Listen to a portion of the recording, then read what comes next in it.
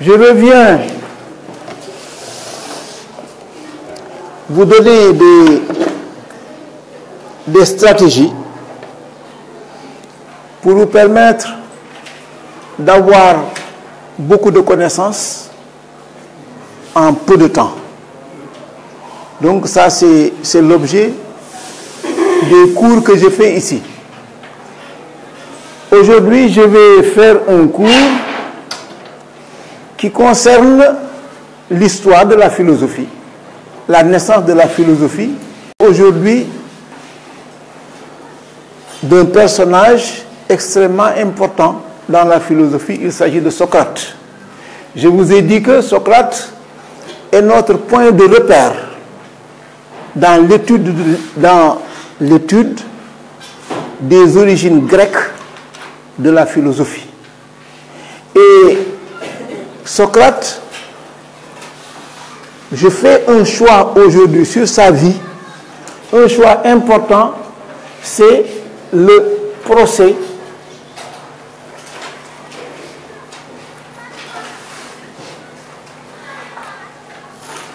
de Socrate. Le procès de Socrate est important parce que ça touche à plusieurs domaines. Quand on étudie le procès de Socrate, forcément, on a un tableau, une connaissance vaste de l'histoire d'Athènes. Athènes, c'est la cité où Socrate vivait et où Socrate a été condamné à mort.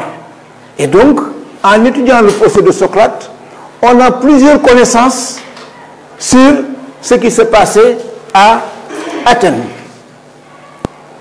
Donc aujourd'hui, quand je fais un cours, je fixe des objectifs. Le premier objectif que je fixe, c'est que vous puissiez comprendre le contexte historique qui est responsable de la condamnation à mort de Socrate. Ça, vous devez pouvoir le maîtriser après ce cours-là. Ensuite aussi, vous devez voir les dangers de l'intolérance religieuse. Parce qu'il faut dire que Socrate, en partie, l'essentiel de ceux qui l'ont condamné, c'est en raison de ses idées religieuses. Donc, la dernière fois, je vous ai parlé du démon de Socrate, qui était à l'origine du monothéisme grec.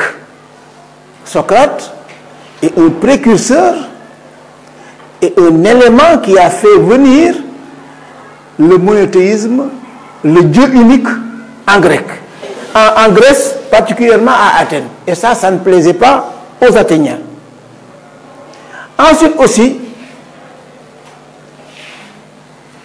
troisième objectif que je fixe, au sortir de ce cours-là, vous devez pouvoir, à travers la vie de Socrate,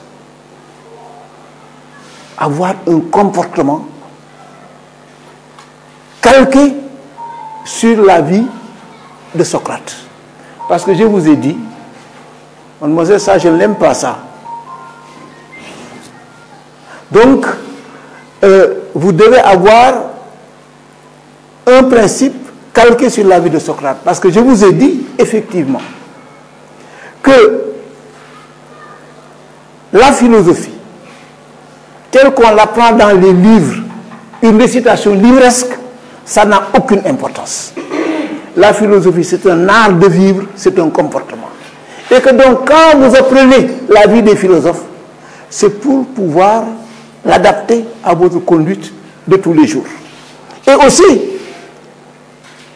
l'étude de la vie des philosophes vous permet d'éviter certaines injustices, de faire certaines injustices dont étaient victimes les philosophes. Et pour faire ce travail, j'ai consulté plusieurs livres. Le livre de Claude Mossé, appelé Le procès de Socrate, J'ai consulté aussi le livre de Claude Mossé appelé Histoire d'une démocratie. J'ai consulté aussi le livre de Joseph Lers, Vie, doctrine, sentence des philosophes illustres. J'ai consulté aussi le livre de Thucydide, Histoire de la guerre du Péloponnèse. J'ai consulté Platon, Apologie de Socrate. J'ai consulté Xénophon, Apologie de Socrate. Et enfin, j'ai consulté le voyage du jeune Anacharsis en Grèce. Je vous lis ça tout simplement pour vous dire que un cours de philosophie est un cours documenté. On ne peut pas faire un cours de philosophie sans lire. La lecture est indispensable quand on veut faire de la philosophie.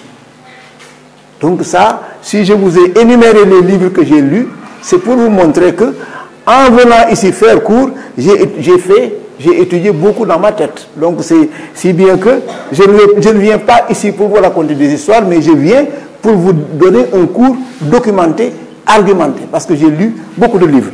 Et donc vous aussi, en un an, je ne vais pas vous demander de lire tous les livres que j'ai lus, ce n'est pas possible. Parce que là, c'est toute une carrière. Mais au moins, commencez par vous inscrire à la bibliothèque, lire au moins vos œuvres au programme, l'œuvre que vous avez au programme, l'apologie de Socrate, de Platon, mais aussi, je vais y mettre aussi l'apologie de Socrate, de Xénophon. Si bien que ça, au moins, vous devez pouvoir les trouver et les lire en bibliothèque. Un cours commence toujours par une approche problématique. Quelle est la question ou quels sont les ensembles de questions que je voudrais développer dans ce cours? C'est ce que j'intitule l'approche problématique. Socrate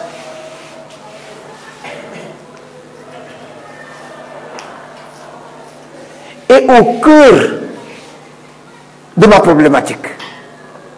Et il faudrait qu'on cerne un peu l'homme Socrate. Qui était-il? Et on situe sa vie entre 469 et 399.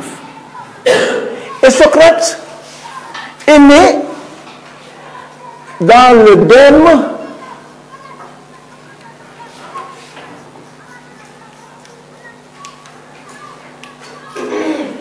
tous les termes sont importants en philosophie. Le dème d'Alopéké.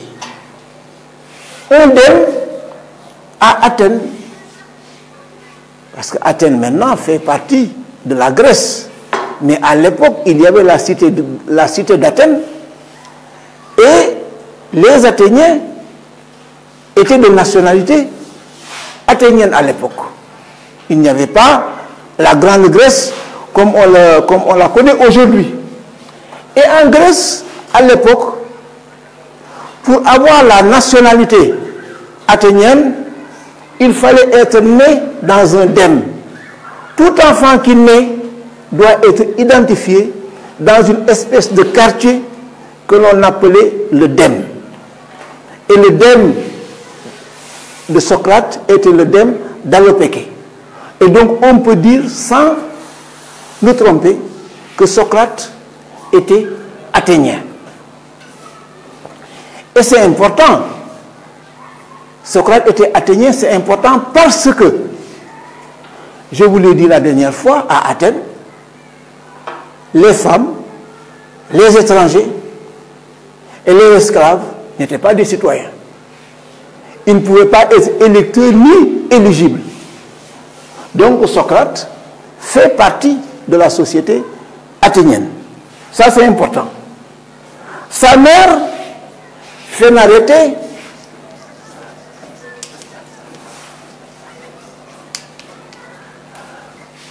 était sage-femme. Je vous l'ai dit la dernière fois. Sage-femme.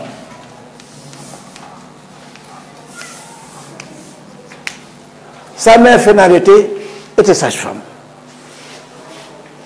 Et là, son donc, le père de Socrate était sculpteur.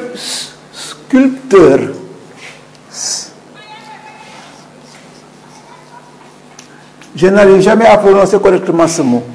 C'était un tailleur de pierre. Il taillait des pierres et en faisait des objets d'art qu'il vendait. Voilà ce que faisait le père de Socrate. Et donc, avec une maman sage-femme et un père sculpteur, Socrate avait des origines modestes. Socrate n'était pas riche. Et on va voir que quand on n'était pas riche, on était exclu de la société athénienne. Je vous l'ai dit la dernière fois que la société athénienne était une société bling-bling où les gens exhibaient leur richesse. Et donc, quand on n'était pas riche, même si on était citoyen, les Athéniens pensaient que ceux qui n'étaient pas riches ne devaient pas avoir certains droits. Et c'est pourquoi Socrate ne devait pas avoir certains droits. Ce qu'il faut remarquer, ce qu'il faut dire, vous, en tant qu'élève de Terminal S, Socrate faisait partie, ou bien fait partie, des personnages les plus importants de l'humanité. Ceux dont les idées ont révolutionné le monde. Ceux dont les idées ont fait progresser l'humanité. Et ça, il faut le prendre en repérage.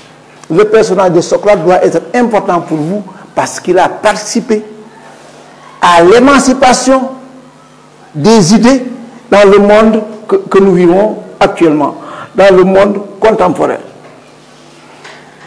Et sur Socrate toujours, je vous ai dit que il a développé des idées tellement de justice sociale, des idées tellement désintéressées, des idées sur le monothéisme, que moi j'ai pensé effectivement que Socrate pouvait être considéré comme un prophète. On y reviendra. Et ensuite, ce qu'il faut dire de Socrate, vous, Socrate n'a rien écrit. Ça,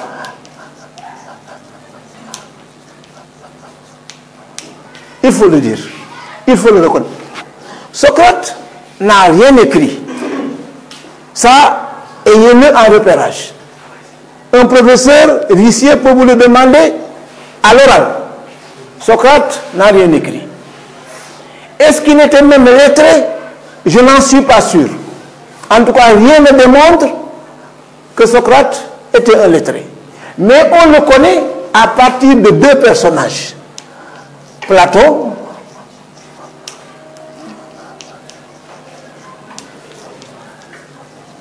Xénophon.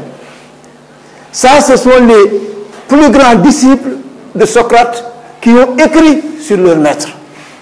Il y a d'autres, Criton, et que même Socrate a attribué un dialogue, Criton. Il y a aussi Charmide, mais tout ça, ce sont ces deux élèves de Socrate qui ont pris. Platon, 428, on situe sa vie à 428, 348.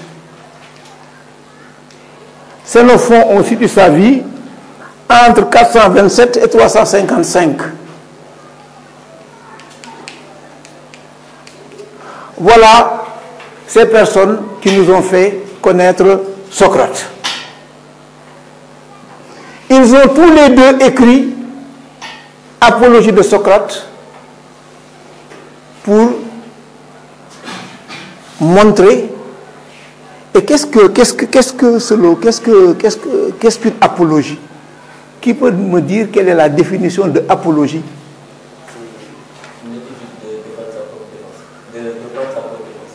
Une étude, une attitude, pas sa propre défense, mais une attitude de défendre quelqu'un. l'apologie, c'est un texte qu'on écrit ou bien qu'on dit pour défendre quelqu'un, soit à sa propre défense ou bien pour défendre quelqu'un. Donc quand on dit apologie de Socrate, cela veut dire que Platon et Xénophon ont essayé de défendre leur maître. Pourquoi? Parce que leur maître était attaqué. Parce qu'on ne défend pas quelqu'un qui n'est pas attaqué. Donc ça, il faut le dire alors. Et c'est la réflexion de ma problématique. Je viens de vous dire que Socrate fait partie des plus grands hommes de l'humanité. Quelqu'un qui attirait tous les publics en raison de son bon sens, en raison des idées progressistes qu'il développait pour les hommes. Et on venait de partout de la Grèce pour venir le voir, pour bénéficier de ses enseignements. Et subitement, je vous dis que Platon et Xénophon ont écrit pour défendre leur maître. Parce que leur maître était attaqué. Donc il y a un problème. Et c'est l'objet de ma problématique, de la grande question que je vais me poser. Pourquoi une ville comme Athènes va condamner à mort un personnage d'une dimension de Socrate? Ça, c'est ça la grande question. Pourquoi Athènes, réputée par être une cité merveilleuse, va se lever un bon matin pour dire que mais Socrate ne nous plaît plus, on le condamne à mort. Et on sait que Socrate, mais tous les publics venaient vers lui pour bénéficier de son savoir. Et c'est la grande question qu'il faut se poser. Oui. Ça fait partie des raisons qui ont fait condamner Socrate. Oui. On y reviendra. Donc, moi, le philosophe que je suis, si je veux répondre à cette question-là, pourquoi Athènes a condamné Socrate à mort, je ne peux pas trouver toutes les réponses à ma question. Il faut forcément alors avoir l'appui de l'historien.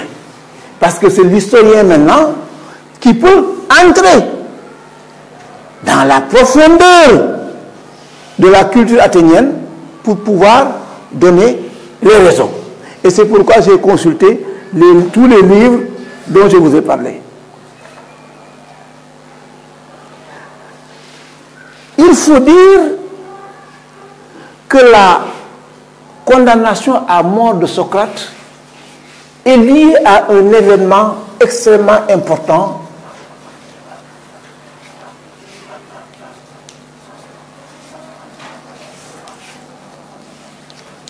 la guerre du Péloponnèse. Et aujourd'hui, tous les historiens sont d'accord pour reconnaître que si la guerre du Péloponnèse n'avait pas lieu, Socrate ne serait pas condamné à mort. Donc, ayez-le en repérage, on peut vous le demander à l'oral que la mort de Socrate est liée à cet événement important à Athènes, la guerre du Péloponnèse.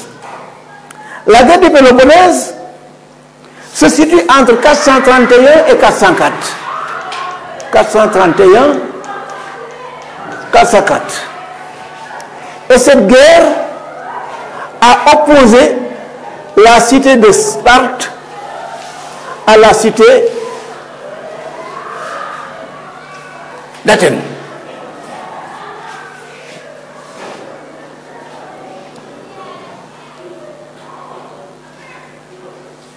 Je ne vais pas revenir sur tout ce qui a été fait et qui a motivé la guerre du Péloponnèse, mais je vais étudier la guerre du Péloponnèse en relation, les faits de la guerre du Péloponnèse qui sont en relation avec la mort de Socrate.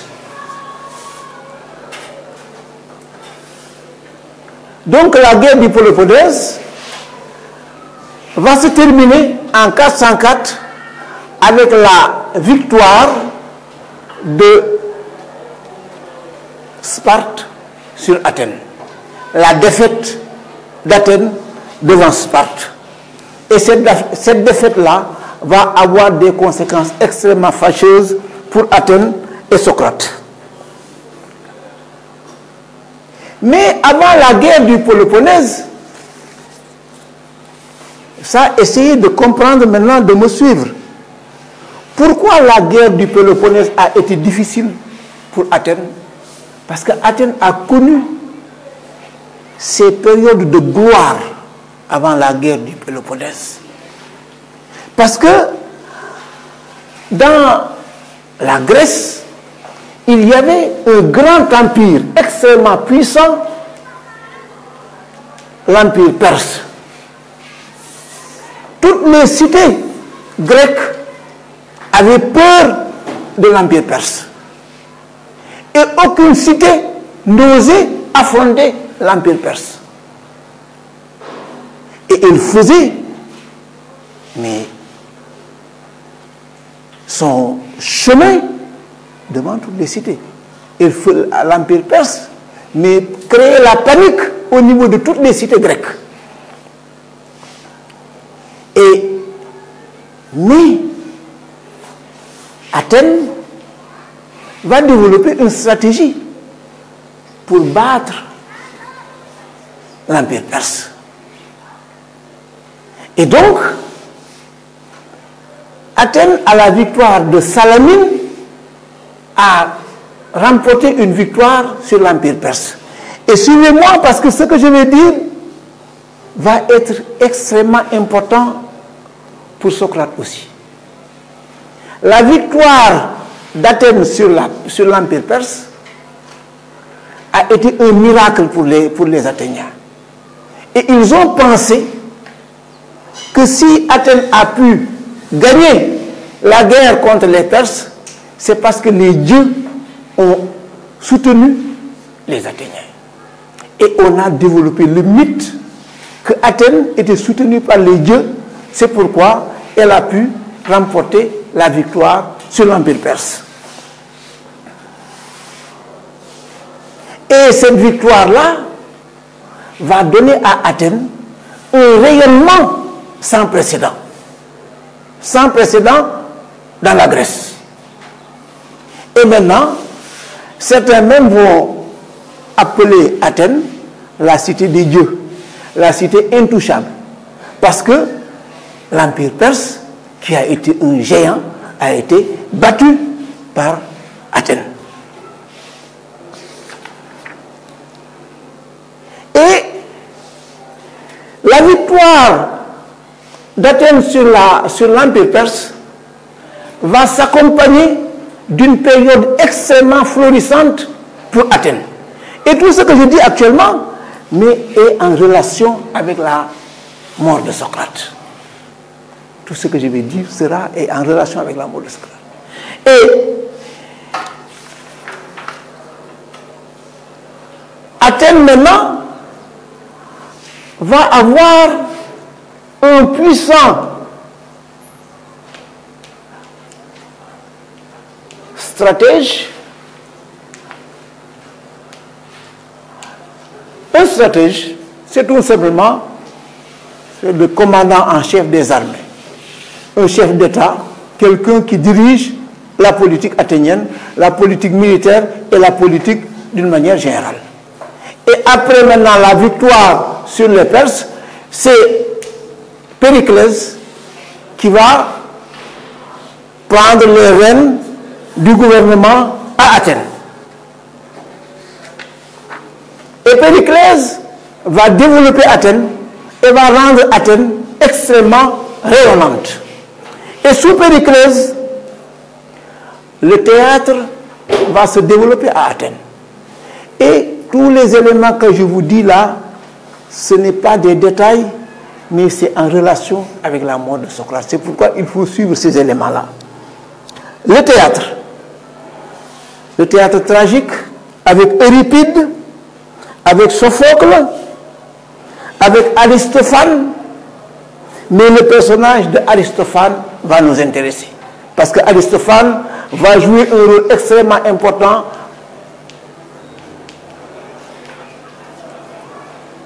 Aristophane va développer ce qu'on appelle le théâtre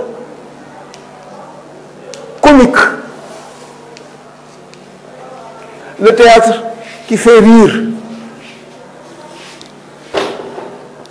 Et avec Périclès,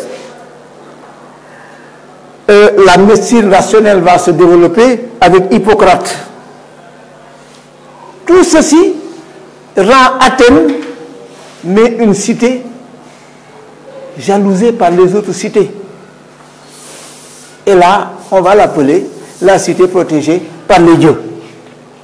Et donc, la conviction des Athéniens ne peut pas être démentie que ce polythéisme, cette multitude de dieux, est là-bas dans les cieux et protège la cité athénienne. Ça devient une conviction chez l'Athénien de la rue. Parce que la Perse, imbattable, a subi une défaite. Et on voit que la cité maintenant, mais elle est florissante. C'est pourquoi maintenant on pense que effectivement, Athènes est sous la protection des dieux. Et cette conviction-là va avoir un effet sur Socrate. Et Athènes va encore développer son activité au point de créer une grande coalition autour d'Athènes. Et c'est ce qu'on appelle la Ligue de Délos.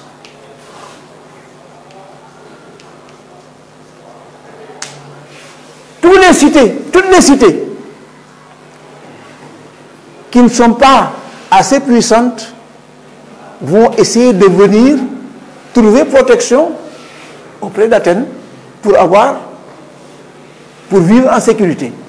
Et ils vont créer une grande coalition appelée la Ligue de Délos. Et donc ça, vous pouvez le comprendre, parce qu'aujourd'hui, dans nos États, un parti présidentiel va essayer, tous les petits partis qui n'ont pas de moyens vont essayer de venir se greffer au parti présidentiel pour avoir la protection et la sécurité. Voilà, donc c'est l'objet de la Ligue de Délos. Et cette Ligue de Délos va créer encore un ensemble économique extrêmement puissant que l'on appelle l'Empire athénien.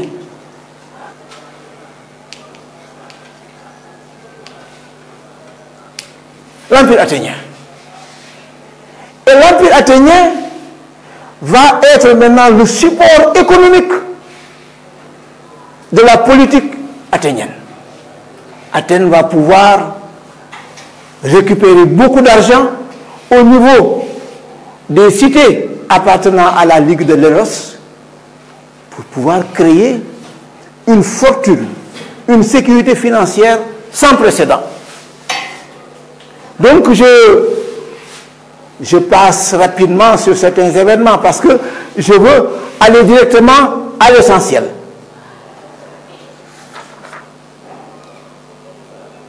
Et donc, l'Empire athénien va donner naissance encore à une autre forme d'organisation politique, la démocratie athénienne. La démocratie athénienne.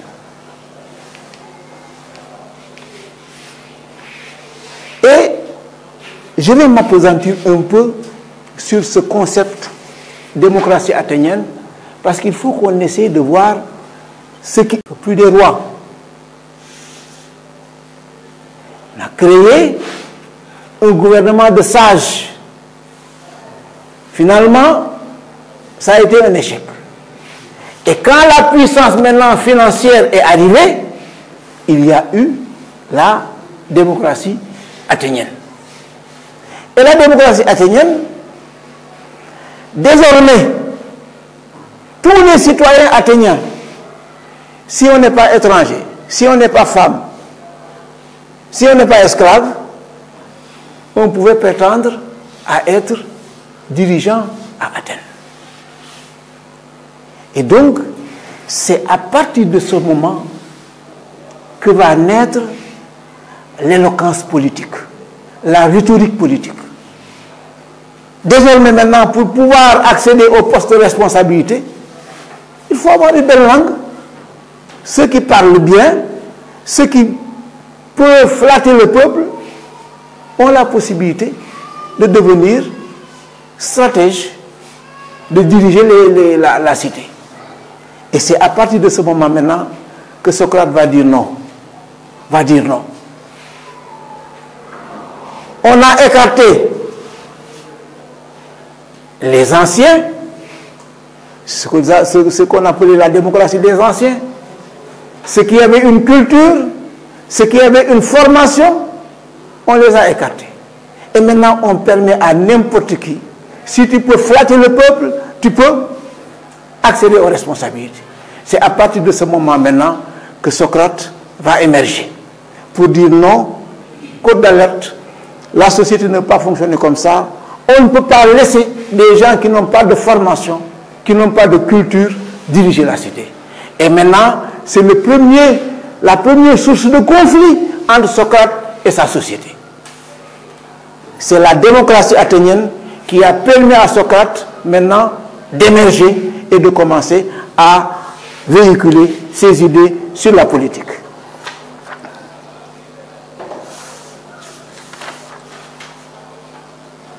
Et Socrate le dit dans un livre comme le Ménon,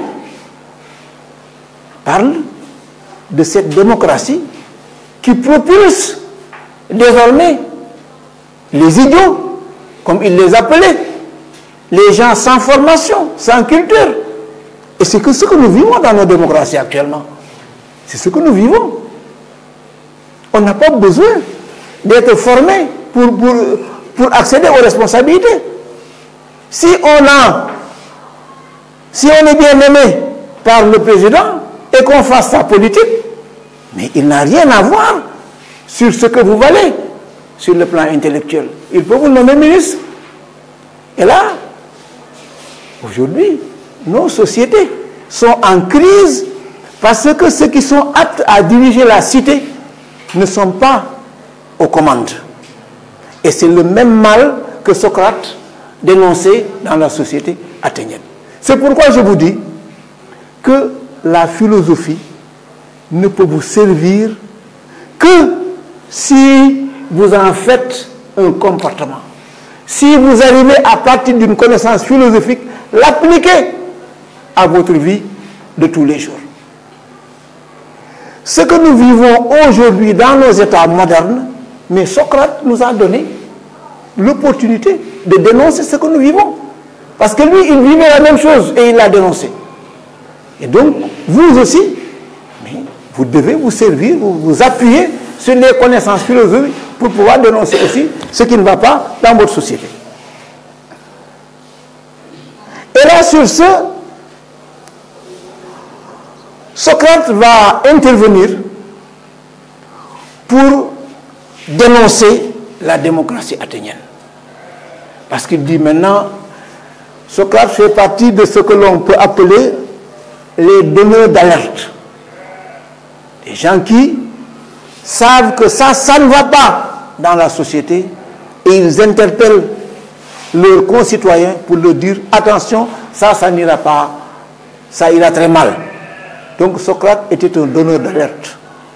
Et il a interpellé la société athénienne pour leur dire que ces gens-là à qui vous donnez le pouvoir et qui ne sont guidés par la recherche de l'argent, ils vont noyer la cité athénienne. Et donc, ça c'est la première crise au niveau des idées entre Socrate et sa société.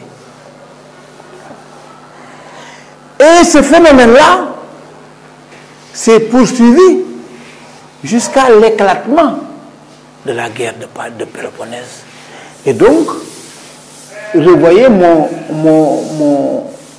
mes explications. Athènes a battu la Perse. Athènes a créé la Ligue de Délos. Athènes a créé l'Empire athénien. Athènes est dirigée maintenant par la démocratie athénienne. Et Athènes est devenue une cité extrêmement puissante, financièrement. Et voilà la situation politico-économique athénienne au moment où la guerre du Péloponnèse va éclater. Vous me suivez là? Si vous n'y êtes pas, demandez-moi des explications avant que je ne passe. Vous me suivez? Ok, c'est bon. Donc, quand la guerre du Péloponnèse a éclaté, il y a un stratège nommé Périclès qui dirigeait la cité athénienne.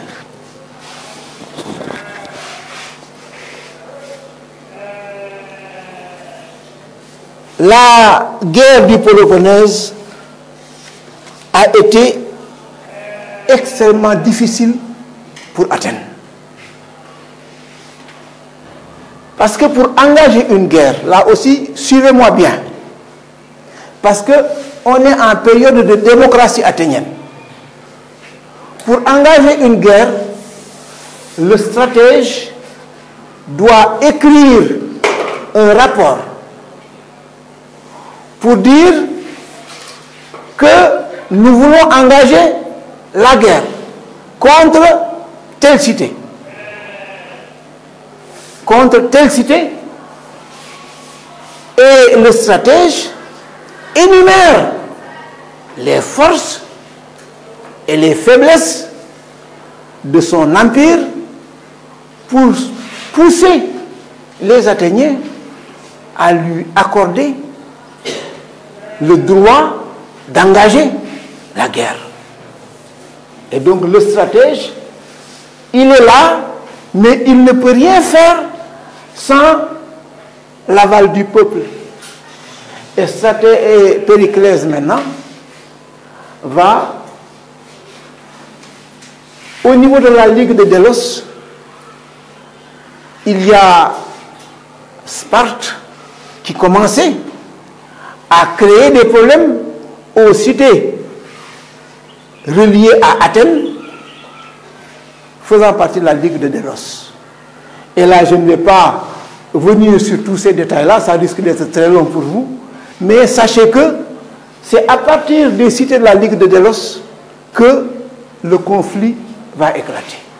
Et donc, Périclès va demander au peuple athénien d'engager la guerre du Péloponnèse. Et donc lui, il se sentait effectivement prêt pour pouvoir remporter la bataille en peu de temps. Et donc, Périclès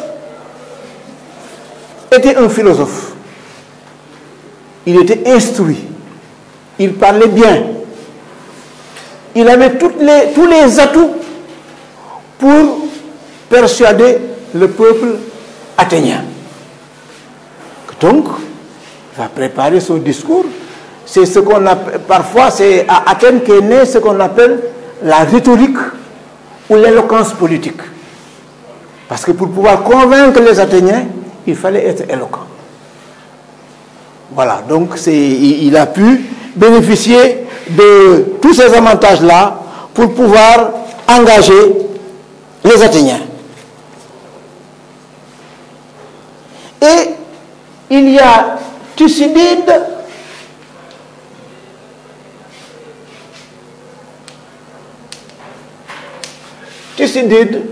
un historien grec.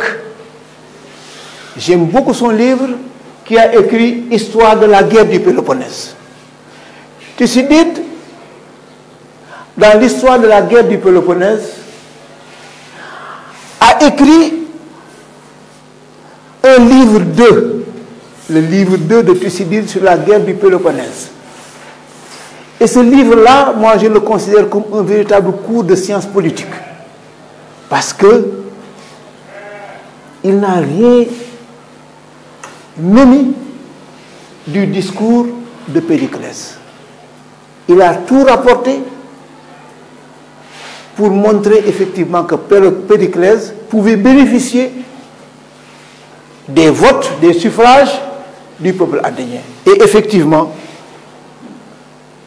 quand on lit le livre 2 de Thucydide, on se rend compte que par la stratégie de Périclès, par les moyens qu'il avait en place, par sa capacité à diriger les opérations, la guerre du Péloponnèse ne pouvait pas échapper aux Athéniens. Et c'est pourquoi on vota la guerre du Péloponnèse. Mais Dieu a ces mystères que personne ne peut percer. Dès le démarrage de la guerre, rien ne se passa comme l'avait prévu Périclès. Donc pour dire que l'homme est incapable de savoir ce qui va se passer demain. Donc lui, tous les plans, tout ce qu'il a dit, rien ne se passa comme il avait prévu. Il pensait que les Spartiates allaient se regrouper et que la marine athénienne va les massacrer, mais pour la première fois, Sparte va développer la technique de la guerre qu'on appelle la guérilla.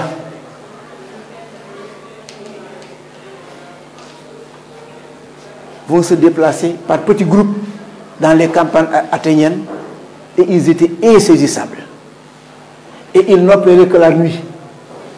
Finalement, ils ont échappé complètement au contrôle des Athéniens. Et la nuit, ils faisaient des dégâts extrêmement importants au niveau des campagnes athéniennes.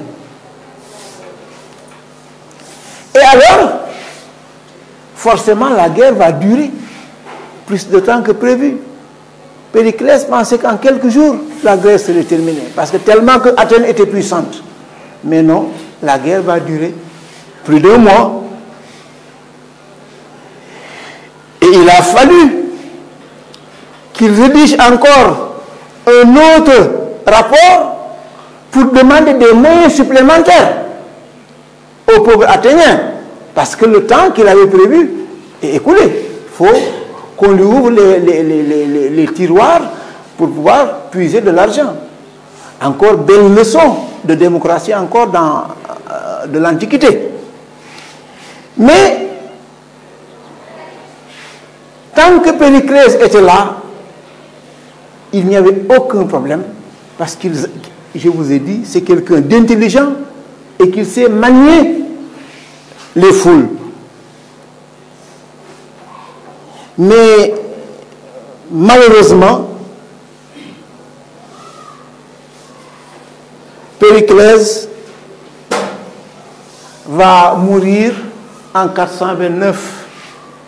Donc, 2 ans après la guerre, en 429, Périclès va mourir durant un événement important que l'on appelle la Grande Peste à Athènes. Périclès va mourir en 429. Et en 429 maintenant, Athènes n'a plus un personnage charismatique comme Périclès pour mener les opérations. Et c'est ça, c'est à partir de ce moment maintenant que les choses vont se compliquer pour Athènes. Et c'est pourquoi, en 2 ans plus tard, les Athéniens seront obligés de signer ce que l'on appelle la paix de Nicias. Nicias est le stratège qui a remplacé Périclès, et il dit, lui, ben, on ne peut pas continuer comme ça. C'est très compliqué. Il faut signer la paix avec Sparte. Et la paix de Nicias sera signée.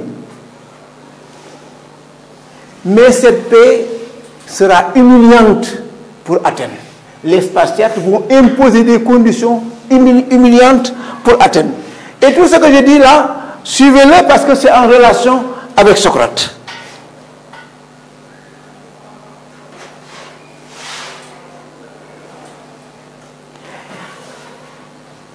quelques années plus tard, en 415, les Spartiates vont siéger, vont occuper une cité extrêmement importante de la Ligue de Délos, la cité de Syracuse.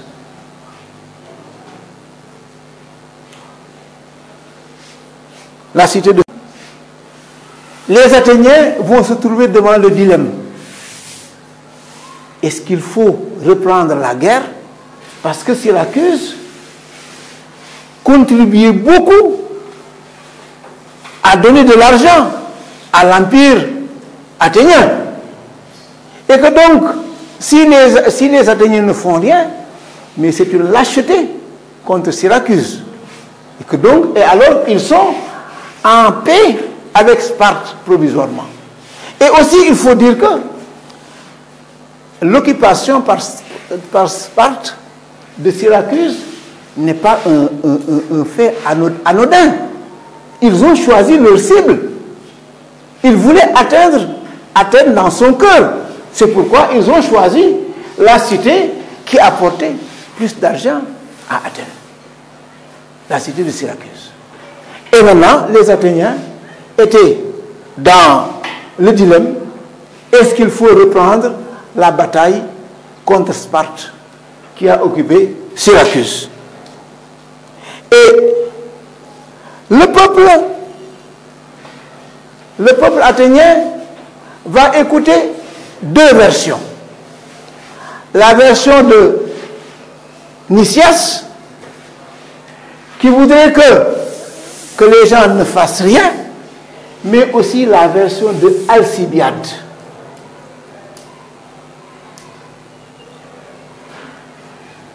Prenez en repérage ce nom-là, parce qu'il est lié à Socrate.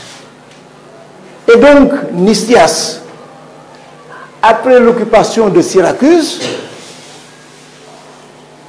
il y avait deux choses à faire. Nicias demande de continuer la paix sans rien faire, et Alcibiade dit qu'il faut reprendre les hostilités contre Sparte pour protéger la cité. Et là maintenant, Alcibiade a été un élève de Socrate. Il y a des dialogues de Platon, première et deuxième Alcibiade, qui sont réservés à Alcibiade. Donc c'est quelqu'un de proche de Socrate, qui a été nourri des idées de Socrate. Et il va arriver facilement à faire passer son message et à reprendre les hostilités. Et contrairement à Nicias qui voulait la paix. Et donc, la guerre avec Sparte reprend, et ça a été un désastre pour Sparte. Pour Athènes. Et Athènes va tomber complètement devant Sparte. Et là, en 404, Sparte va remporter sa victoire définitive sur Athènes. Alors là, maintenant, ça commence à être très intéressant pour nous. Et l'histoire, c'est pas une complication. Il faut faire des déductions.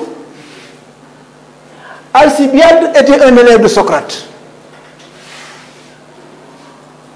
Alcibiade a poussé les Athéniens à aller en guerre. Et les Athéniens ont été battus. Mais qui veut noyer son chien le taxe de rage? Et ils vont dire que mais c'est Socrate qui est responsable. Parce qu'il faut trouver un malfaiteur, mais responsable de la situation. Alcibiade est un élève de Socrate, donc c'est Socrate qui a été à l'origine de ça. Voilà. Et donc, bientôt, le peuple athénien, assoiffé de vengeance, va orienter maintenant ses foudres contre Socrate. Parce que c'est Socrate qui a formé l'élève Alcibiade, et c'est Alcibiade qui a été à l'origine de la défaite athénienne. Voilà. Et ça me permet de rappeler les animaux malades de la peste de Jean de La Fontaine. Quand il y a eu la peste, on a demandé à tous les animaux de s'expliquer. Et tous les grands, le lion, la panthère, eux, ont dit que vous n'avez rien fait. Mais l'âne, l'animal le plus faible, mais on lui dit que c'est toi le responsable de la situation. Et c'est exactement ce qui s'est passé à Athènes. Donc, ils ont trouvé la personne qui était sans défense, Socrate, et ils ont dit que c'est lui qui est responsable de la défaite d'Athènes. Et on va encore aller plus loin dans leur conviction, parce que les Athéniens vont dire, si Sparte, Athènes avait gagné la Perse, parce que les dieux l'avaient soutenu. Athènes était la cité protectrice protégée par les dieux. Et donc, si aujourd'hui Athènes a perdu la guerre du Péloponnèse, c'est parce que les dieux ont lâché Athènes. Les dieux sont en colère contre Athènes. Et il faut trouver l'élément qui fait que les dieux ne veulent plus d'Athènes. Et c'est Socrate qui est le virus, qui est le ver qui est dans le fruit et qu'il faut sortir de la société. Voilà le problème. Donc c'est comme ça, c'est calculé. Et voilà pourquoi les gens, les Athéniens, s'en ont voulu à Socrate. Et bientôt, Socrate va être ce qu'on appelle le coupable idéal. Et cette partie-là, je vais l'intituler Socrate, un phénomène à Athènes. Et Socrate, un phénomène, c'est-à-dire pour montrer effectivement que Socrate n'était pas une personne ordinaire à Athènes.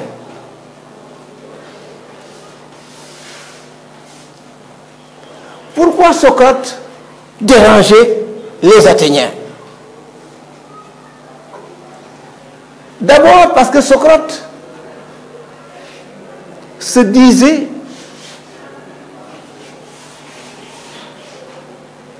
qu'il parlait avec un Dieu unique, créateur et organisateur du monde, son daimon. Ça, les Athéniens, polythéistes, dire que ce gars-là qui commence à introduire dans notre panthéon des dieux nouveaux, des divinités nouvelles, ce n'est pas une bonne personne. Il faut l'extraire de la société.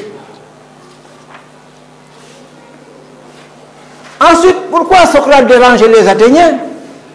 Je vous l'ai dit, la société athénienne est une société bling-bling. Bling-bling, c'est-à-dire, quand on a la richesse, on l'exhibe, on le montre. Montre qu'on est riche. On porte des bracelets, on porte des colliers, on a une forte cour. Et tous les jours, c'est le banquet. On tue des moutons et on fait la fête. On boit, on danse dans les banquets. Voilà comment on montrait effectivement qu'on avait une richesse financière. Et Socrate vient dire que, mais tout ça, c'est rien du tout. Ça, l'argent ne fait que nourrir le ventre pour Socrate. Et on a besoin, l'homme a besoin d'une autre nourriture autre que l'argent. C'est la nourriture de l'âme. Donc voilà ce qu'il enseigne. Et donc il dit aux Athéniens, ce que vous faites là, c'est 10 fois rien. Et là maintenant, des gens qui ont cette conviction, qui ont cette croyance, on leur dit que l'argent c'est rien du tout. Il y a une autre nourriture, la nourriture de l'âme. Là, ça pose un problème à Athènes à l'époque. Et donc Socrate dérangeait. Et voilà ce qu'il dit. Ça me plaît. dans l'apologie de Xénophon, pour montrer effectivement qu'il y a autre chose que les richesses. Je veux vous persuader, jeunes et vieux, qu'il ne faut pas donner le pas au corps et aux richesses, et s'en occuper avec autant d'ardeur que du perfectionnement de l'âme. Je vous répète que ce ne sont pas les richesses qui donnent la vertu, mais c'est de la vertu que proviennent les richesses et tout ce qui est avantageux soit aux particuliers et à la cité. Voilà. Donc il dit que ne vous trompez pas, ce qui est utile à la société, ce ne sont pas les richesses, mais ce sont les vertus. Et ce qui peut vous rendre meilleur, ce sont les vertus, mais pas les richesses. Et ça, c'était devenu un discours révolutionnaire. Un discours qui ne passait pas dans la société athénienne. Et voilà pourquoi Socrate les dérangeait.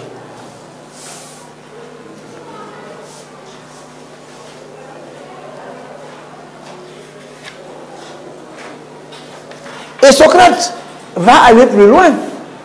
Ça, il va l'enseigner ce qu'il dit là. Il n'est pas dans sa chambre pour le dire.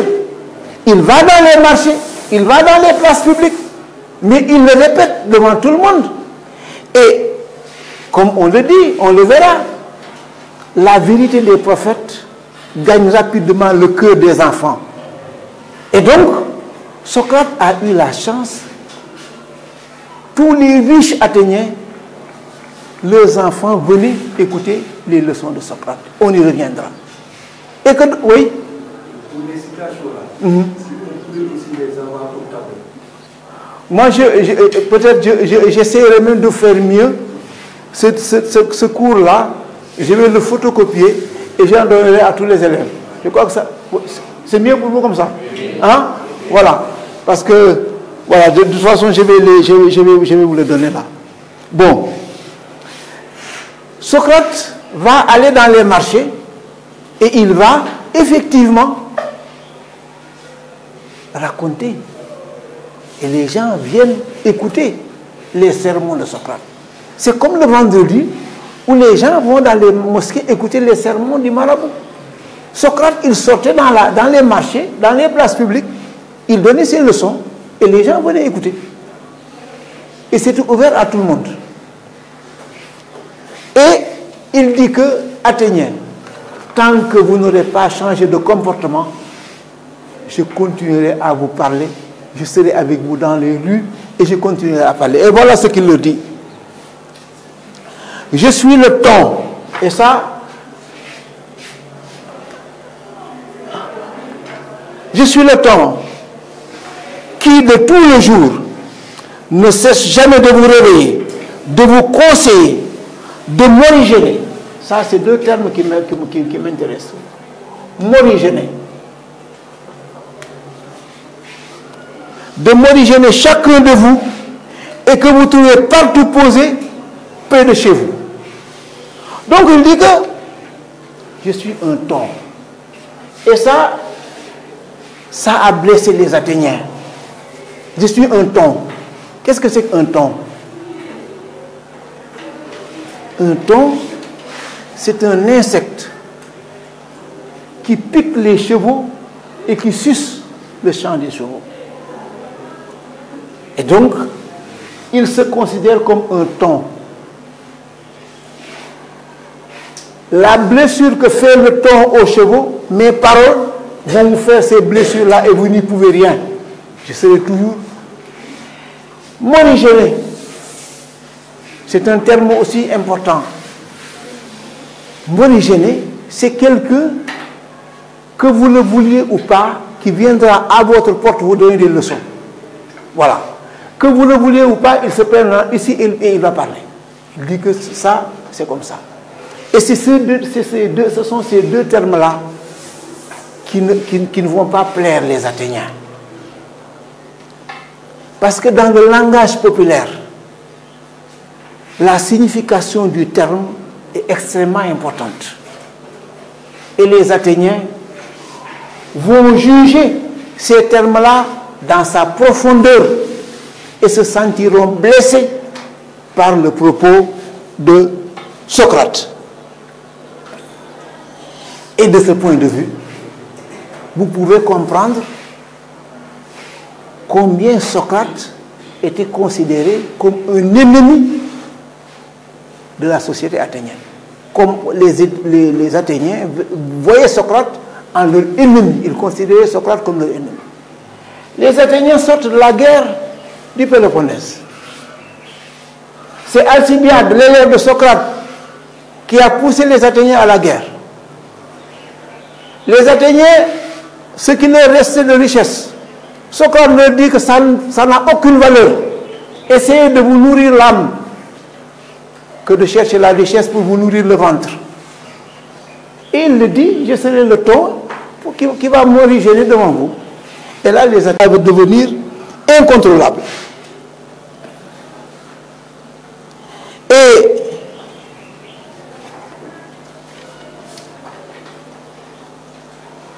Socrate aussi va déranger les Athéniens dans la mesure où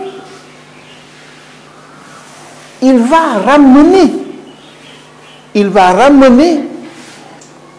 va faire quitter la religion du ciel vers la terre. Parce que les Athéniens considéraient leur Dieu dans le panthéon, dans les cieux, inaccessible. Et Socrate dit que, mais la morale que Dieu m'a inspirée, c'est une morale pragmatique. C'est une morale de tous les jours, c'est un comportement.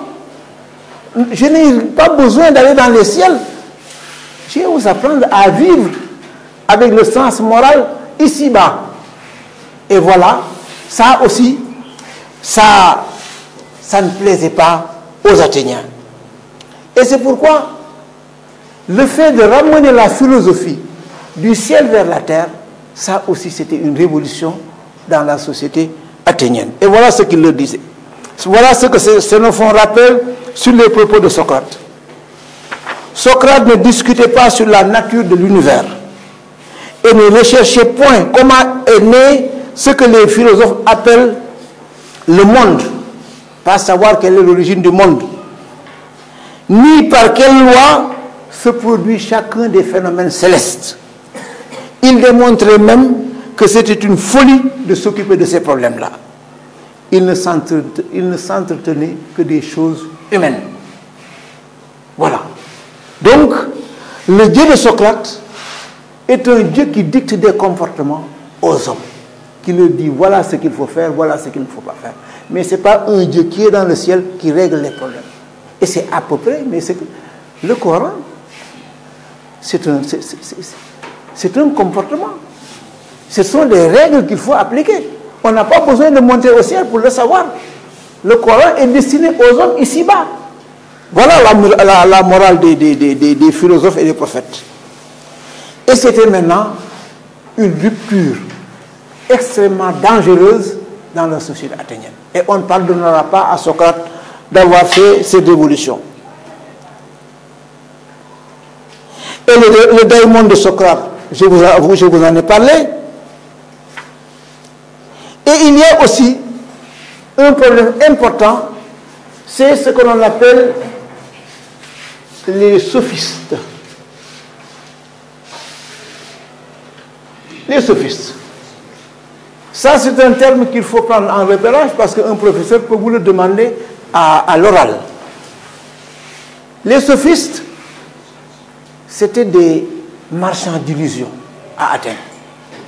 Ce sont des gens qui pensaient pouvoir régler tous les problèmes de société. Et ils pensaient aussi, ils vendaient cher leur enseignement.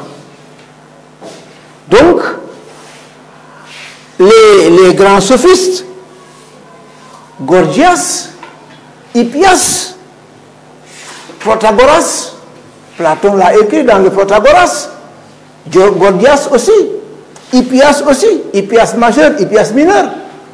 Donc tout ça, c'était des sophistes qui vendaient cher leurs leçons. Et les Athéniens, pour encore renforcer leur haine contre Socrate, ils vont tout simplement dire que Socrate est un sophistes. Parce que les sophistes étaient mal vus dans la société athénienne. Et donc, ils vont considérer Socrate comme un sophiste. Et là, dans le Ménon, Platon a montré effectivement que Socrate n'était pas un sophiste. Pourquoi Socrate n'était pas un sophiste? Socrate ne vendait pas ses leçons. Les cours de Socrate étaient gratuits. Il les faisait sur la place publique. Alors que les sophistes, allaient chercher des coins, des maisons où ils recevaient leurs élèves et ils faisaient payer très cher les études. Donc Socrate ne peut pas être considéré comme un sophiste. Ensuite, autre chose qui a encore poussé les Athéniens à haïr Socrate, c'est Socrate et les étrangers. Je vous l'ai dit au début de mon propos que Socrate a toujours bénéficié de l'estime des étrangers. Et beaucoup d'étrangers venaient suivre ses leçons. Et la guerre du Péloponnèse a été remportée par Sparte.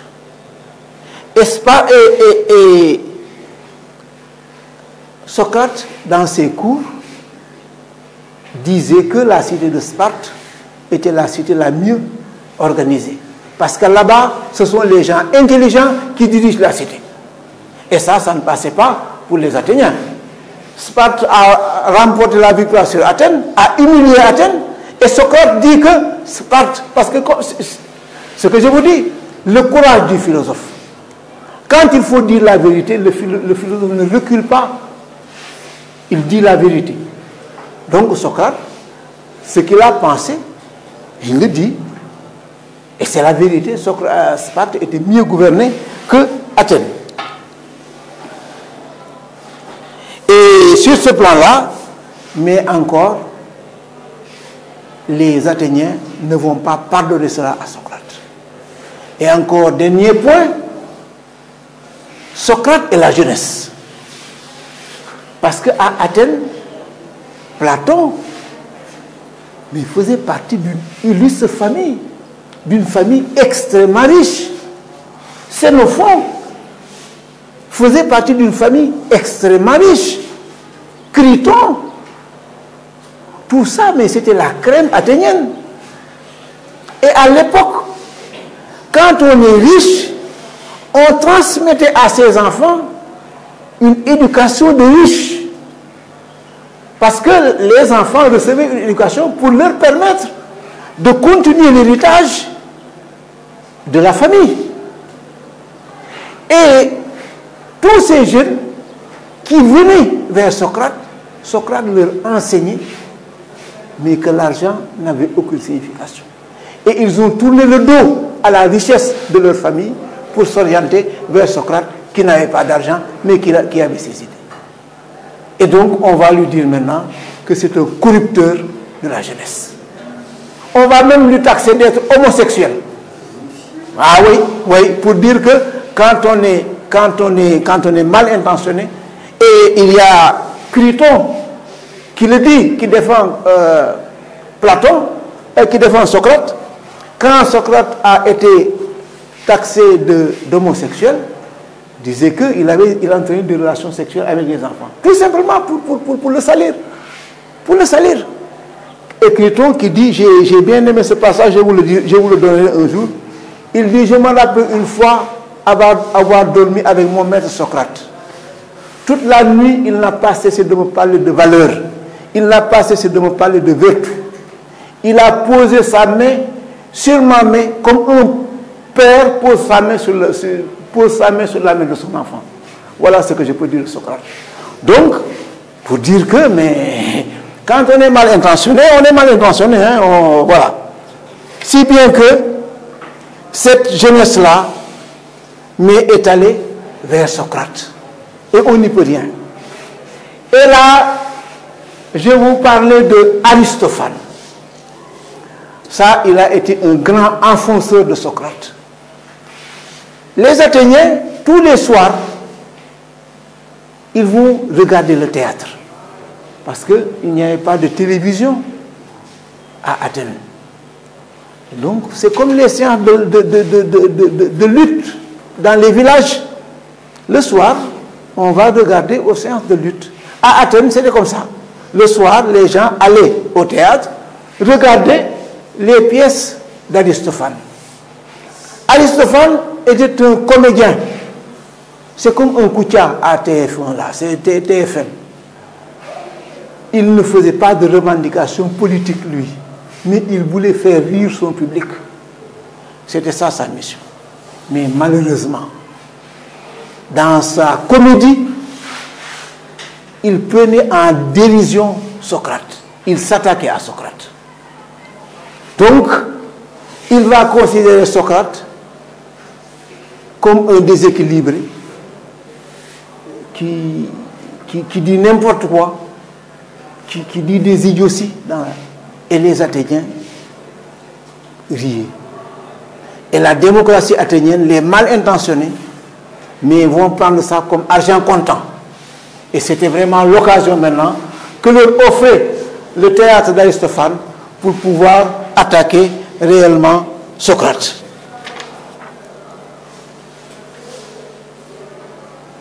Et donc, après le théâtre comique, Socrate maintenant va s'attaquer directement à la démocratie athénienne. Il va s'attaquer maintenant aux personnes qui dirigent Athènes. Il a le courage maintenant de les affronter frontalement. Et il va leur dire, vous n'êtes pas instruits, vous n'avez pas de connaissances, vous êtes incapables de diriger la cité. Parce que pour diriger la cité, il faut avoir des connaissances. Et voilà ce qu'il leur dit. Pour devenir de bons politiques ou de bons orateurs, il faut une bonne formation par des études. Ceux qui croient que le hasard peut leur permettre d'atteindre leur but se trompent. Voilà. Donc il leur dit, allez-y étudier. Allez-y faire des études. Vous ne pouvez pas diriger la cité dans ces conditions. Et encore, il va humilier davantage les politiques athéniens quand son disciple Charmide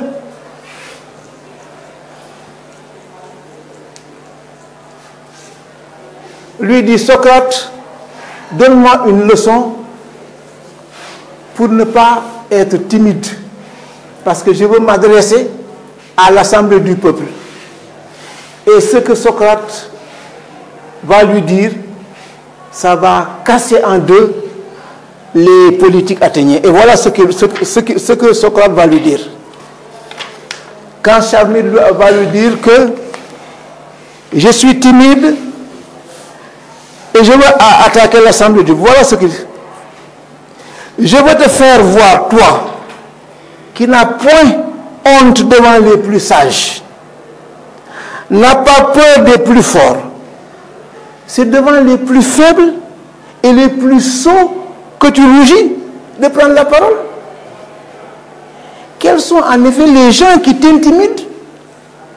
Des frelons, des cordonniers, des charpentiers, des forgerons, des laboureurs, des marchands, des trafiquants du marché, qui ne pensent qu'à vendre cher ce qu'ils ont acheté à prix bas.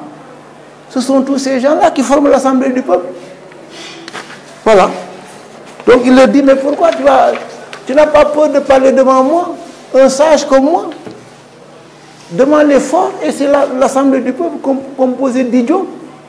Et ça maintenant, ce n'est pas passé chez les Athéniens. Ils vont dire que maintenant, Socrate est devenu incontrôlable. Socrate est en train d'injurier nos institutions. Et à partir de ce moment, ils vont maintenant entreprendre une action pour le mettre à mort. Et c'est à partir de ce moment maintenant, c'était la goutte d'eau qui a fait déborder le vase. Et en 399, ils vont se écrire une note, parce qu'à l'époque, il faut aller voir l'archonte roi pour déposer une mise en accusation. Et la mise en accusation est rédigée par Mélétos, Anytos et Lycon. Qu'est-ce qu'il reproche à Socrate? De ne pas reconnaître les mêmes dieux que la cité, d'introduire des divinités nouvelles et de corrompre la jeunesse. Et là, Xénophon le dit dans l'Apologie. Et là, ils vont introduire la requête. Et Socrate, ils vont déposer la plainte auprès d'un tribunal populaire appelé l'Héliée, qui comptait 501 membres. Et encore une fois, Socrate critiquait le tribunal Héliée parce que les juges étaient nommés au hasard. Et des gens qui ne savaient absolument rien pouvaient se retrouver comme juges pour décider des affaires de la... Et la plainte contre Socrate fut déposée auprès de l'archonte roi. Je vais évacuer beaucoup de choses. Xénophon et Platon ont montré le mal fondé des accusations contre Socrate.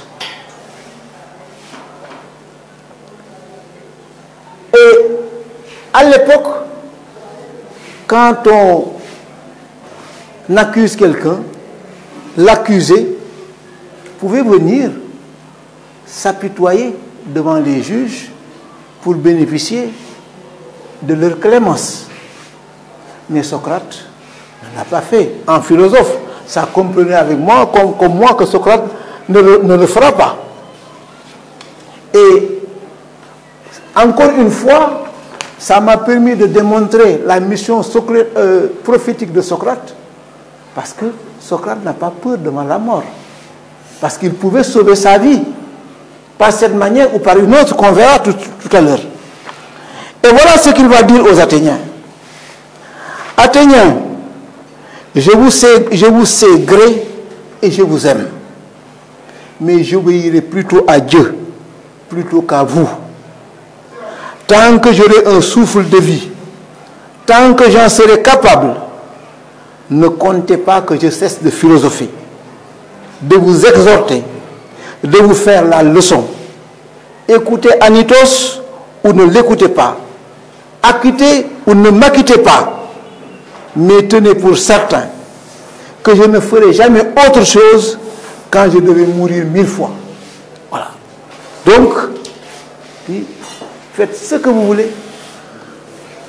Ne comptez pas sur moi pour aller de philosopher. Je continuerai à philosopher. Croyez à Anytos ou ne croyez pas. Mais si je devais mourir 1000 fois aussi, je continuerai à faire ce que je fais. Et là, le tribunal maintenant va statuer sur le sort de Socrate. 280 juges votèrent pour la condamnation à mort et 221 votèrent pour l'acquittement. Et à l'époque, quand le tribunal faisait un premier verdict, on demandait à l'accusé d'introduire sa requête pour demander la révision de la position. Et on demande à Socrate maintenant. Et Socrate, s'il demandait, mais moi je me suis trompé, je veux être acquitté, mais on l'aurait acquitté. Et Socrate, on lui dit maintenant, qu'est-ce que tu penses de ton accusation? Il dit, mais moi, vous devez me donner la récompense suprême.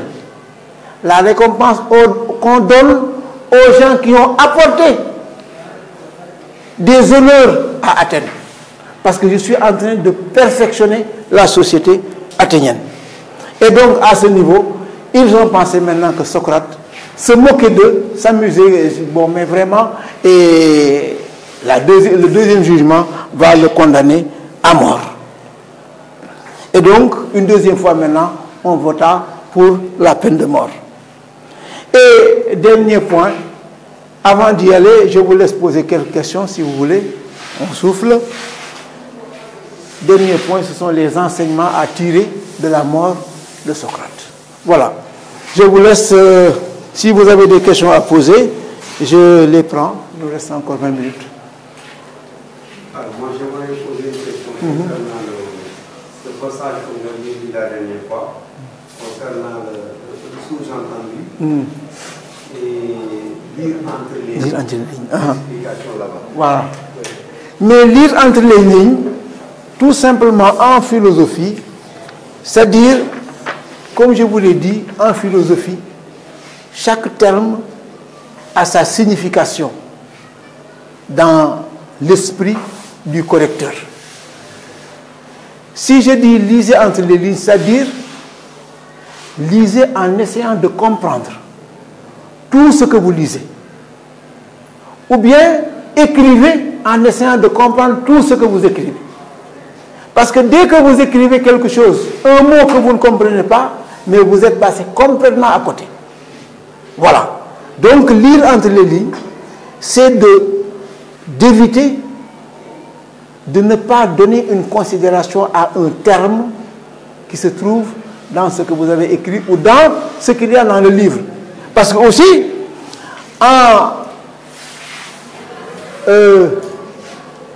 en explication de textes philosophiques, mais on va vous demander mais la pensée de l'auteur. Et quand vous voulez donner un avis sur la pensée de l'auteur, mais les termes utilisés par l'auteur sont importants. Si vous ignorez les termes, mais vous pensez complètement à côté. C'est pourquoi je vous demande de lire entre les lignes, de maîtriser ce que l'auteur a écrit. Parce que quand vous ne connaissez pas la vie de l'auteur, quand vous ne connaissez pas son contexte, c'est uniquement ce qu'il a écrit dans son passé qui peut vous sauver. Un élève de terminale a 3 recours. Soit il connaît bien la vie de l'auteur, ce qui n'est pas toujours évident, ou bien il connaît le contexte dans lequel a vécu l'auteur, ce n'est pas évident, mais la troisième arme qui est à sa disposition, c'est maintenant de pouvoir comprendre ce que l'auteur a voulu dire. Et c'est à partir de ce moment que vous pouvez prendre une position philosophique par rapport à la pensée de l'auteur. Voilà ce que je voulais dire. Donc ensuite, qu'est-ce que deuxième? Les sous-entendus, c'est-à-dire, en général, les élèves, en philosophie, on n'a pas le droit, et même je crois qu'en français, je peux le dire, on n'a pas le droit de ne pas aller dans le fond de sa pensée. En général, les gens disent professeur Binoko Djeli. Non, professeur Binoko Djeli Dara. Ce que l'élève veut dire, il faut qu'il l'exprime dans le papier. On fera un petit devoir test le samedi, je ne sais pas si vous êtes informés. Voilà, donc je voulais connaître vos acquis en philosophie, donc un devoir simple qu'on va faire en 2 heures. Et comme ça, on pourra avoir l'occasion de corriger, de voir, parce que je voudrais, avant de partir, mais vraiment faire le cours d'épistémologie. Voilà. Bon, si bien que sur ce plan-là, mais le sous-entendu, c'est-à-dire laisser au professeur deviner ce que vous voulez dire. Non, il ne peut pas deviner. Il ne vous juge qu'à partir de ce que vous avez écrit. Parce qu'en philosophie, on défend une position, on défend des idées. On donne des exemples faits, des exemples qu'on peut justifier. Non, voilà. Donc c'est pourquoi je dis qu'en philosophie, il n'y a pas de sous-entendu. Il faut aller directement, quand on exprime une pensée, il faut y aller jusqu'au bout. Voilà. C'est bien? Autre question? Oui? Pour Socrate, oui? durant toute sa vie, bien son histoire, Hein? est-ce qu'il y a une période qui est un peu compliquée pour lui? Toutes les périodes de Socrate ont été compliquées. De toute façon, toutes les périodes de Socrate ont été compliquées. Parce que Socrate n'a pas eu de répit dans sa vie. Parce que Socrate est un philosophe. Et je vous le dis, Socrate est inspiré par Dieu. Et Dieu, quand il t'inspire, mais tu ne peux plus te soustraire à la mission qu'il te confie. C'est comme le prophète Mahomet. Il n'a pas eu de répit dans sa vie. Jésus n'a pas eu de répit dans sa vie. Moïse n'a pas eu de répit dans sa vie. Les prophètes n'ont pas eu de répit dans leur vie. Parce que Dieu leur a inspiré, leur a dicté une mission. Et quand on a une mission divine, mais on ne calcule plus. On va directement vers la vérité qui est inspirée par Dieu. Et c'est pourquoi, mais je dis que Socrate n'a pas connu de période faste dans sa vie. Donc, voilà, autre question.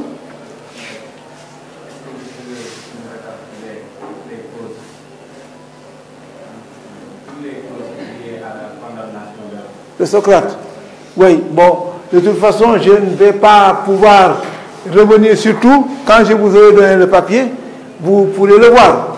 Mais ce qu'il faut dire globalement, c'est que Socrate a été condamné parce qu'il est venu avec des idées contraires à ce qui se faisait à Athènes. Il est venu apporter une révolution dans la société athénienne. Par exemple, les Athéniens sont tellement attachés à l'argent, il leur dit, mais l'argent, ça nourrit le ventre, mais ça ne nourrit pas l'âme. L'âme, ce sont les vertus qui nourrissent l'âme. Donc ça, c'était une révolution. Ça a été une cause de la condamnation. Parce que les Athéniens ne voulaient pas entendre ce langage-là. Je vous ai parlé des jeunes. La vérité des jeunes, la vérité des philosophes et des prophètes atteint rapidement le cœur des jeunes. Et tous ces jeunes qui étaient formés pour entreprendre pour entretenir leur richesse familiale, mais Socrate les a extraits de leur milieu. Un Socrate qui n'avait pas d'argent, qui se déplaçait même pieds nus, comme le Dalai Lama. Et il voit ces jeunes qui ont une fortune, qui viennent le suivre, et quand Socrate veut se déplacer, mais il le soulève même, et Socrate refuse. Ça, mais quelle est la force mystique que ce gars-là a pour pouvoir manipuler ces jeunes-là? Donc ça aussi, les gens ne l'ont pas accepté. Ensuite aussi, mais le monothéisme, Socrate a enseigné qu'il y a un Dieu unique qui lui inspire sa conduite. Et que donc, bon, mais le polythéisme n'avait pas d'intérêt en Grèce. Ces éléments-là ont été à l'origine vraiment de la condamnation à mort de Socrate. Bon, oui. Est-ce que Socrate n'était pas un peu vis-à-vis des Athéniens? Parce qu'il était pauvre. Oui. Et d'autre part, est-ce qu'il ne voulait pas se suicider pour en débarrasser de sa pauvreté? Ah non, ah non, là je crois que... Parce que déjà, Socrate, s'il voulait être riche, il pouvait vendre ses leçons, comme le faisaient les sophistes. Socrate, s'il demandait mais beaucoup d'argent, on lui aurait donné. Et on a fait à Socrate les mêmes propositions qu'on a fait à Mahomet. Les Arabes ont dit à Mahomet, si tu veux la richesse, mais on me donne la richesse. Socrate dit non, moi je n'ai pas besoin de la richesse. Mahomet a dit non. Moi j'ai une mission divine. Et tout ce qui n'est pas conforme à la mission divine, mais ça ne m'intéresse pas. Donc Socrate n'a jamais voulu être riche. S'il voulait être riche, mais il pouvait avoir beaucoup de millions, ça c'est clair. Ensuite aussi, bon, mais Socrate se donner la mort, non. Non. On verra qu'il y a une controverse au niveau de la mort de Socrate, mais il ne s'est jamais suicidé. Et on le verra, ça c'est la dernière partie. Oui? Oui? Qu'est-ce qui a poussé Socrate à entreprendre ce chemin de philosophe? De philosophe. Mais oui, mais c'est la vérité de Dieu. Donc Dieu a inspiré Socrate. Parce que là, je vous ai dit que Socrate n'a pas étudié. Et donc, tout ce qu'il savait, mais il y a quelqu'un qui lui a mis ça. Mahomet n'a pas étudié. Ce qu'il savait, mais le Coran est venu. Par l'intermédiaire de l'ange Gabriel. Mais Socrate, comment il a reçu la vérité? Peut-être la nuit, en dormant, Dieu lui a inspiré. Voilà. Donc c'est comme ça. Hein? C'est les voies mystiques que Dieu trace. La communication. Si vous avez étudié un peu le soufisme, vous voyez que Dieu établit des lois de communication, des voies de communication entre lui et certains hommes pour leur inspirer la vérité. Et voilà, je pense que c'est ça. Oui. Oui. Oui. À un magicien? Ah non, loin de là. Loin de là. Un magicien est un trafiquant d'idées. Mais Socrate n'était pas un trafiquant d'idées. C'est des idées sur la vérité. Les idées sont conformes aux idées que nous étudions aujourd'hui. Si vous voyez la vie de Socrate, les idées défendues par Socrate, mais c'est à peu près les mêmes idées qu'on retrouve dans les livres sacrés que Dieu a fait transmettre à ses prophètes. Donc on ne peut pas considérer Socrate comme un magicien. Mais les détracteurs de Socrate l'ont considéré comme un magicien. Parce qu'ils disent qu'il ne peut pas comprendre comment quelqu'un qui n'a pas d'argent, qui n'est pas charismatique, mais peut drainer toute la jeunesse vers lui. Ça, on l'a traité de magicien. Voilà. Par rapport à la prophétie de Socrate, Oui. je crois que Socrate n'était pas un prophète. N'était pas un? Oui. Parce que dans le Coran, Oui. on a écrit tous les noms des prophètes. Et en deuxième terme, si c'était un prophète, Oui. il allait dire à ses disciples, Oui. au peuple d'Athènes, qu'il était un prophète. Non, mais... Oui. Vous une question. Je réponds. Mais de toute façon, moi, je dis que le débat ne se situe pas à ce niveau. Le débat ne se situe pas à ce niveau.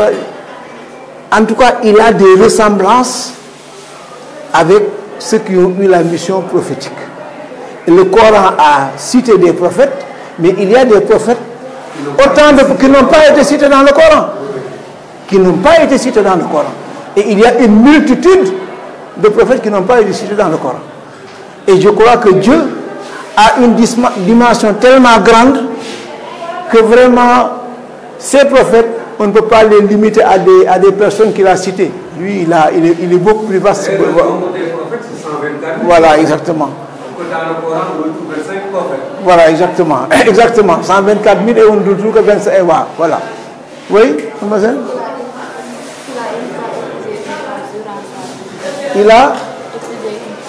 Ah oui, Socrate était marié. Socrate était marié et avait 3 enfants. Socrate était marié. Oui. Mais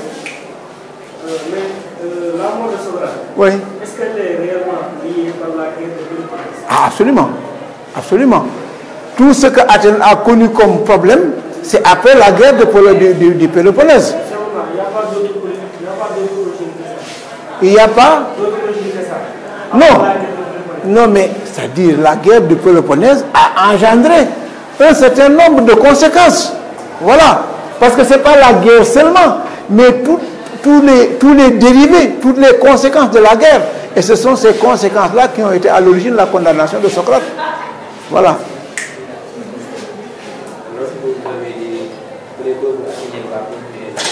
Oui. Nicias. Oui.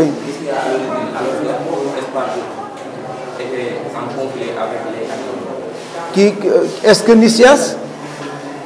Vous avez dit, oui. les peuples va contenir la paix Oui, de Lysias. oui, Alors que là-bas, l'espace est athénien. oui. Non, mais là, je veux dire que après la guerre, quand Périclès est mort, les Athéniens étaient obligés de signer la paix. Et c'est Lysias qui a signé la paix. C'est Lysias qui a signé la paix, qui était stratège, qui était le chef d'Athènes et qui a signé la paix. Voilà. Et donc maintenant, quand Sparte a occupé Syracuse, qui était la cité qui donnait plus d'argent à la Ligue de Délos, mais il fallait maintenant, est-ce qu'on va continuer avec la paix de Lysias, ou bien est-ce qu'on va reprendre le conflit pour sauver la cité de Syracuse? Et donc, à partir de ce moment, bon, Alcibiade a persuadé les Athéniens à reprendre la guerre contre Sparte.